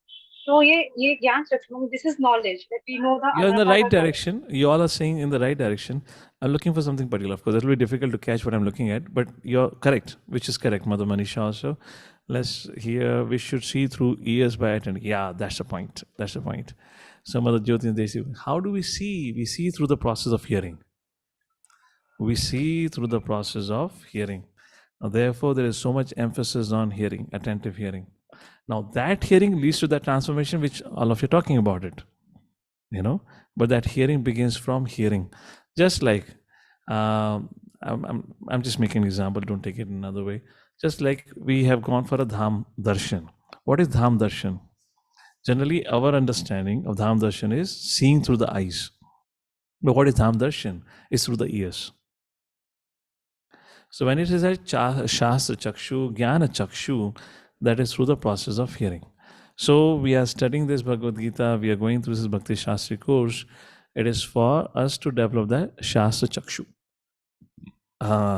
Of course, certificate is a tertiary byproduct of it, which comes on its own accord, but not the primary thing. That's the point. So that's how Krishna says, and unless we have done the process of hearing properly, the Shastra Chakshu will not develop. All right, text number 11. Yatanto yoginaschayanam pashyanti atmani avasthitam yatantopi ekatatmanu nayanam pashyanti chetasa. The endeavoring transcendentalists who are situated in self-realization can see all this clearly. But those whose minds are not developed, who are not situated in self-realization, cannot see what is taking place, though they may try to. So 6th chapter talks about the two kinds of transcendent, Yoga Rudha, and what is that? Yoga Rudha stage, and there is another one. Like that is being described. One is, you can say, a neophyte and an advanced transcendentalist. So that's the point being mentioned here. Text number 12. Now, so from verse number 6 to verse number 11, Krishna talks about the nature of the spiritual world, Natad Bhasate Suryo, and then Krishna talks about the nature of what's happening in the material world. You keep on taking birth again and again, and all that is being described here in the series of verses. Why people are not able to understand Arjuna's? Because they're muda, they're fool. And like that, the discussion concluded. Now, Krishna, I love this section. This is fantastic section. This is something which should be taught to every child, every teen. Of course, we also need to learn. Madhav Kripa Prabhu was quoting this section before when he said, the moon gives the taste. He was quoting this. The verse comes from this section here now. So now Krishna says, now Arjuna can let me go to presentation. I have marked it in my presentation. Let's take a look at it. Oh, got stuck again? Okay. What can I do? It hanged. Never mind. Oh yeah. So Arjuna may ask question. People are so much attracted to sense gratification, my dear Lord. How can they get attracted to you? Valid question. Bhogashvara prasaktana mudha. That is what we discussed in the text verse. People are fool. They cannot understand. So what does Krishna says? Arjuna, yes, people are attracted. How can they get attracted to you? They can get attracted to me if they understand how I am their maintainer and protector. Please bear with me. This is working so slow. So maintainer. If time permits, I'll come back to this question that I had a question for all of you to think about it. We'll take it later on. Let's come back to it. So maintainer. So Krishna talks about that Arjuna, yes, people can get attracted to me when they understand how I am maintaining them at all levels. I'm maintaining the physical level, subtle level, and also at the spiritual level like this. So let me raise the three fundamental questions. All of you don't need this answer, but I'm just raising it. I'll be very quick with it. So fundamental questions are: who created this universe? Who created all the living beings? Who created life? As I said, this is something very important questions, and every youth should be given a perspective from Bhagavad Gita. So when you talk about who created the universe, they talk about Big Bang Theory. I'm just going through it, okay?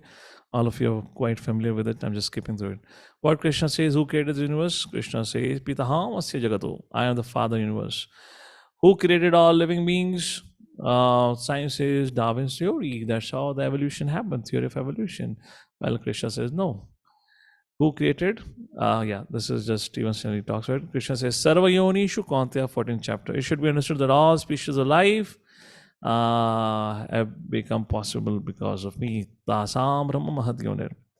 And then who created life? There is a chance theory and science. They say by chance the life came into existence. And Krishna says, wait a second. Mama evam sujiva loka jiva bhuta sanatanaha. Like that, Krishna says, no. I am the one who created life. I am the one who created this different species. I am the one who created this whole universe. Now Krishna says, not only this, Arjuna. These are the things which Krishna have already discussed. I just did a quick recap for all of you. Now Krishna says, Arjuna, not only that. See how I maintain everyone. Maintainer of the body. Let me see. This is not the slide actually. Wait a second. I have not. Okay, fine. Let's take a look at the verses here. Krishna says, maintainer of the gross body. Let's take a look. We'll go from the verses. How I am the maintainer of the body? We'll read from text number 12 to 14. Yadaditya tejo jagat bhasyate akhilam yachandramsi yachagno tattejo vidhimamakam. Yadaditya tejo, the splendor of the sun. Yad Aditya Gatam Tejo, which disappears the darkness of this whole world. Yad Aditya Gatam Tejo comes from me.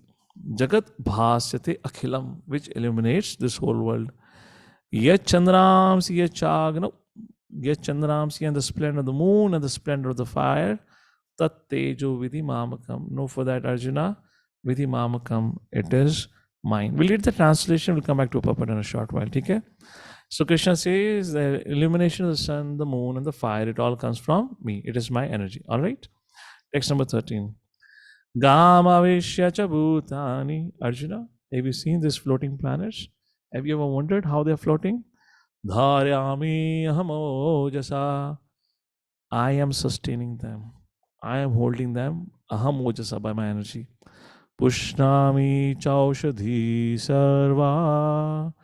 Have you ever wondered who gives this pushnami, the portion nourishment to all the vegetables that you consume, by which you develop this body? The body is said to be the heap of food. The mind is said to be the heap of thought. So how have you developed this strong body? Soma bhutva rasatmakaha. It is the moon which supplies the juice. And who gives the moon? Krishna says, I am the source of the energy of the moon. Okay? So far clear? Text number 14. Aham Vaishvanaro Bhutva. How do I digest fire? How do I digest food? I digest food because Jataragni. Krishna says, I am the Jataragni. Aham Vaishvanaro Bhutva. I am the fire of digestion. Prani Nadehama Pranapana Samayukta. I join with the air of life, outgoing and incoming. Pachami anam chaturvidham, to digest the 4 kinds of food stuff. So here in these 3 verses, 12, 13, 14, Krishna talking about I am the illumination of sun, moon and fire. Moon gives the taste to the food, and fire, Jataragni, it digests the food. It all comes from Krishna. The sun gives us the rainwater. We need water to drink. We need food to eat. We just don't need tasteless food. We need the food which nourishes us. It all comes from the sun's energy, moon's energy, and fire's energy. Some energies are acting outside of us, some energy are acting within us, like fire, the Chaturagni. Like that, Krishna says, I maintain you all. So these are very profound purports. Please read it. Okay, maybe let me just read the 15th verse. If time permits, we'll take a look at it.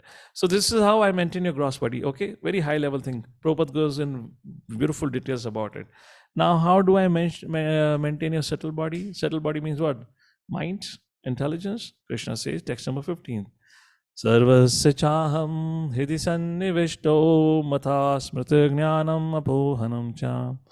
Sarvasya chaham hidi sannivishto. I reside in the heart of every living entity. Ishvara sarva bhutana hrideshya janatishtriti. Again, Krishna repeats the same thing in the 18th chapter, like this. This thing, upadrashta anumanta cha bharta bhokta maishva. 13th chapter also spoke about that I reside in the heart of every living entity. So what has happened when Krishna resides in the heart of every living entity?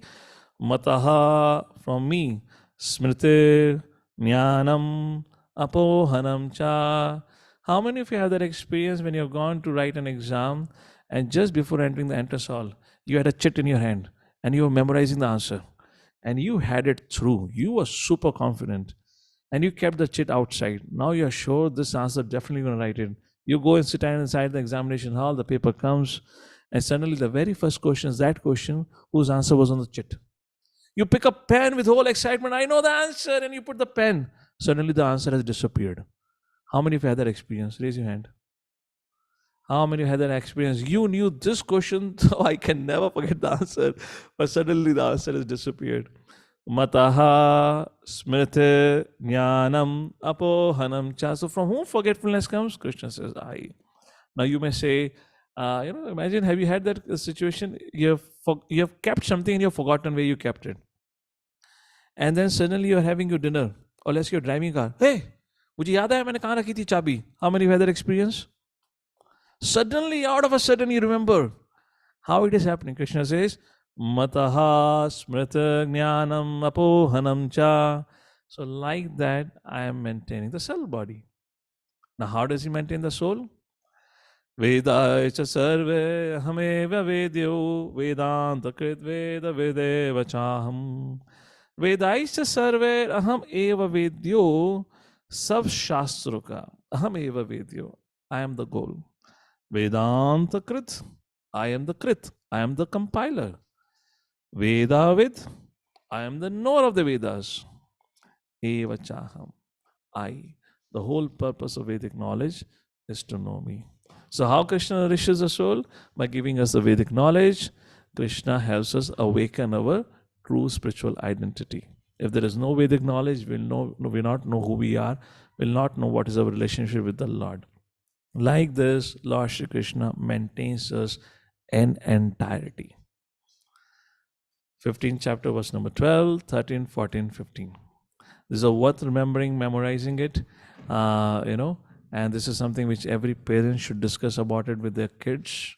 Our whole education today that we have is all about atheism. It's just about to promote atheism, actually, and to counteract it. Prabhupada writes very fantastic purpose. I will leave this as an homework for all of you. The time is coming to an end now for today's discussion. Please, once this ends, if you can take out a few minutes, do read it, because the scheduled time is under 2:30. It won't take much time for you to read it. It's all self-explanatory. It's just fantastic. Prabhupada is quoting Ayurveda to help us understand what's the importance of moonshine, sunshine, etc., etc.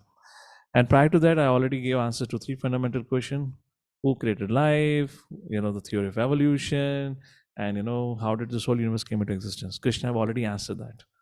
Bhagavad Gita answers all that. So with that, we come to a pause for today. I intended to complete the chapter, but because I have many things lined up to do, I have to excuse myself for today.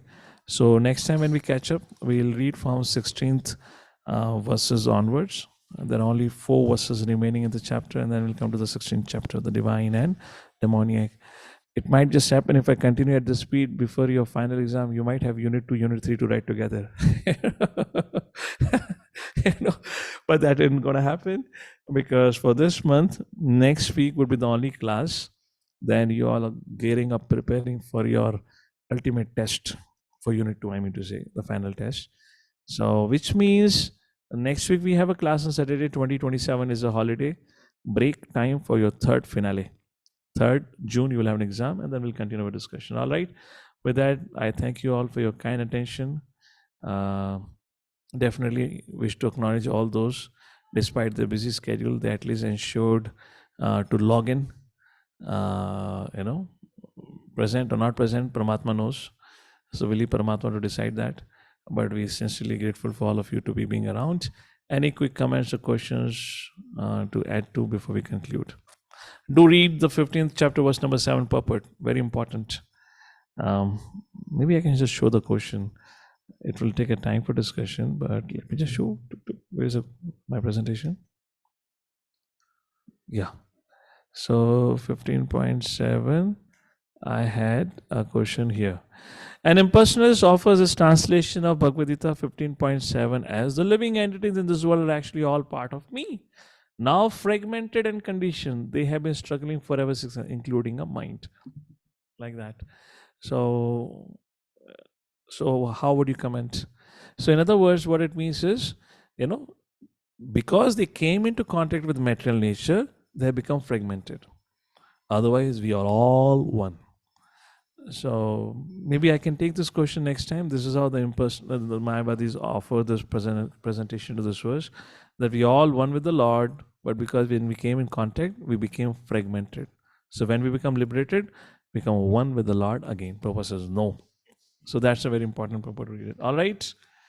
Thank you all for your kind attention. Guru Srila Prabhupada ki Jai. Thank you, Prabhuji.